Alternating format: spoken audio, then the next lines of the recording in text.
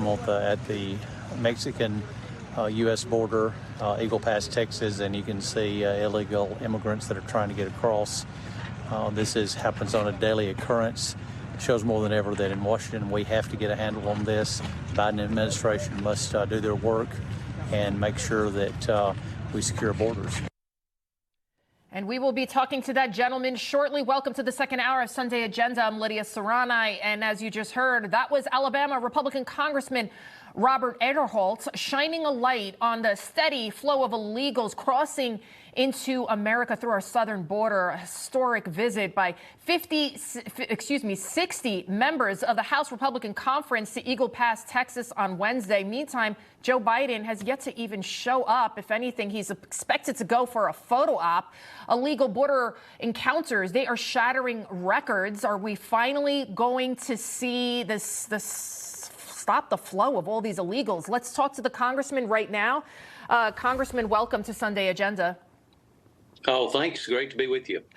Congressman, so we saw you in that video that you shared. We see illegals there crossing in plain sight in front of reporters, you name it. The majority of them are young men of military age. They're unvetted. Joe Biden, he could shut this down. He could shut this down right here, right now. What do you say to the American people out there that say, you know what, we're not doing enough? The immigration system is broken. Well, that's the very reason that the speaker wanted to get all of us to get Republicans to come down there to really draw attention to the issue. Republicans are convinced that something needs to be done. What we were hoping to do and what we're hoping will be successful in trying to put pressure on the Senate-controlled the Democrats who control the Senate to move forward on legislation that we've already passed in the House, and to try to move this as we get ready for these appropriation bills that come forward as we fund the Department of Homeland Security. And so hopefully this called attention to it. I can tell you the Democrats are hearing from their constituents as well that something needs to be done. And hopefully we're just putting a little bit of shedding more light on this to show that, and you can see from the videos that you're showing now that there are just a flow that are coming across our borders, and something needs to be done. And this is apart from the fact that we're having problems with fentanyl. And one of the sheriffs that was down there explained to us that it's like a 747 crashes every day in the United States of America. That's the equivalent to the deaths that occur from fentanyl that's coming across our borders.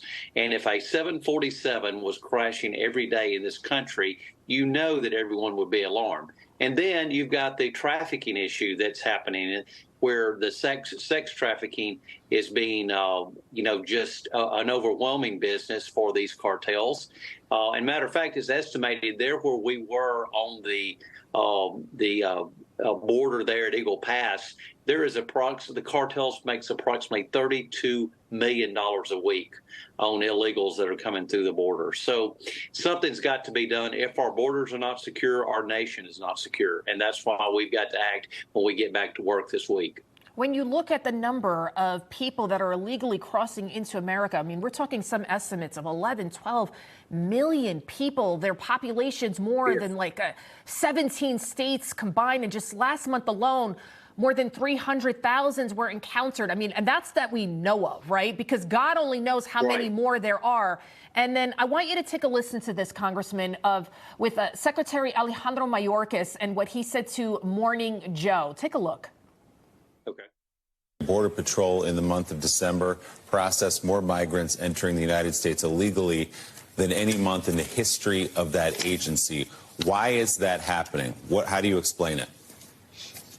So we are seeing the greatest number of displaced people, not only at our southern border, not only in the Western Hemisphere, but across the globe. We have the effects of climate change, poverty, increasing level of authoritarianism. Climate change is, ridiculous. And poverty, those don't qualify for asylum, okay? So, what do you think of Mayorkas's response there?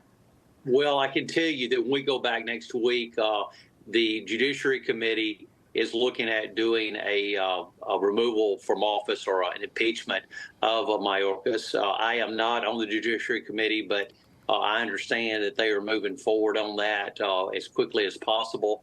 And obviously, really the problem, though, is the Biden administration. Mayorkas works for the administration. He works for the president, and he is doing what the president wants him to do. So really, the real problem is the president, that we've got to get somebody else in the White House. But at the same time, Mayorkas' responsibility is to try to make sure that the borders are safe, and certainly that's not being done. And certainly climate change is not one of those things that anyone should be coming across our borders regarding and trying to claim asylum. So that's just nonsense. And Congressman, you saw it firsthand, the people that are coming across the border. I mean, we're seeing them from all over the world. Iran, Uzbekistan, China. Yes, they're coming from all over the world. Exactly. I mean, and quite honestly, 60 to 70% is what we were told are adult males that are being processed through that one processing place that we went there in Eagle Pass, Texas. So that shows you that it's not, it's not children, it's not females, it's adults, men that are coming across this country. And so many of them are there for purposes of slave trade, working on the slave trade issue, or they're bringing drugs into the country or helping in some way facilitate that. And obviously, if there's someone that needs asylum, that needs help, I would be the first one to say, let's give them help. But this has gone well beyond that and being abused. Absolutely. Now, pivoting, we got to talk about President Trump here, the U.S. Supreme Court willing to hear his case on the ballot ban in Colorado. Here's the fear, though. I think it's on February 8th. What took so long, right? It should be done sooner because we're seeing state after state trying to kick Trump off the ballot, because I truly believe that Biden is the one kind of orchestrating this, his White House, his officials, because they know that Biden cannot beat Trump fair and square on Election Day. Well, I am convinced, and when I say I'm convinced, I can't imagine that the Supreme Court would allow states to take a candidate off the ballot. That is just nonsense. I mean, where that has, and the president's not even been convicted of anything. So it's just really, it's politics at the bare, just completely on its face. And I think something has to be done. The Supreme Court has got to speak, has got to put this to a rest. But, probably it's helping the president, because I think the American people sees through this. And is very frustrated that that these courts in each state are trying to decide who the president's going to be, when it's the people of the United States taken together as a whole should be making that decision. So I am convinced that the Supreme Court will do the right thing.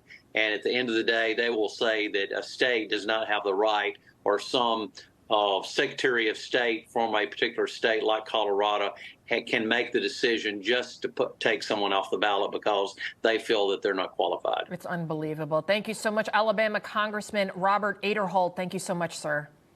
Thank you. Good to be with you.